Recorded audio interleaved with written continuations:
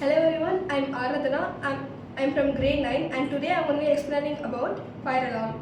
So the main component in the fire alarm is a thermal resistor. It's basically a variable resistor and it detects the amount of temperature present in its surroundings. So if the condition satisfies for it to be a fire in the surroundings, it will pass the current to the output, which is basically the buzzer and the LED. So fire alarm is usually used to detect the fire beforehand in usually public places like theaters, hotels, restaurants, etc. The components I used in this sample project are battery, thermistor, LED, buzzer, diode, transistor, resistors, and a capacitor.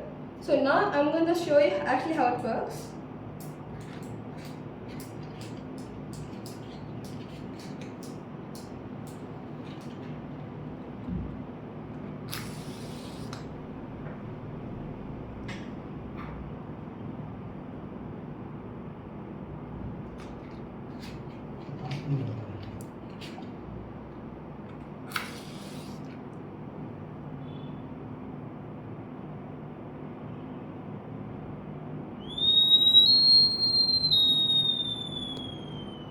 Thank you.